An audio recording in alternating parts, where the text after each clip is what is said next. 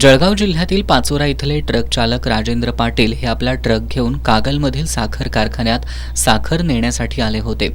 त्यांच्या गल्लीत राहणारा दीपक हिरे हा तरुणही त्यांच्यासोबत आला होता। दीपक हा कारखाना रस्त्यावर उतरला तर ट्रक चालक राजेंद्र पाटील हे साखर भरण्यासाठी कारखान्याकडे निघून गेले। साखर भरून परतल्यानंतर पाटील यांनी दीपकचा शोध घेतला, परंतु तो सापडला नाही। अखेर दीपकचे कुटुंबीय त्याच्या शोधासाठी कागलमध्ये आले।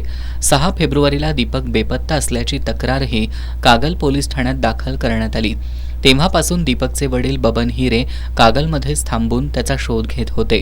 दरम्यान कारखान्याजवळच्या शेतात काम करणाऱ्या शेतकऱ्यांना एक मानवी कवटी दिसली।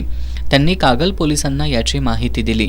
ही माहिती मिळताच करवीर उपविभागीय पोलीस अधिकारी सुजित क्षीरसागर, पोलीस निरीक्षक गजेंद्र लोहार, पोलीस उपनिरीक्षक वैभव जमादार, हवालदार अशोक पाटील, चिंतामणी बांबळे, सुरेश गुरव यांनी घटनास्थळी जाऊन पाहणी केली।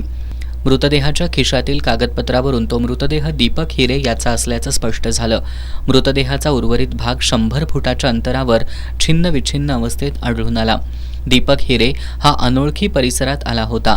तो अविवाहित होता। लग्न ठरत नसल्यानं तो वैफल्यग्रस्त झाला होता। त्यातच तो व्यसनाच्या आहारी गेला होता। त्यामुळे त्यानं नशेत आत्महत्या केली आहे की त्याचा खून झालाय हे स्पष्ट झालेलं नाही।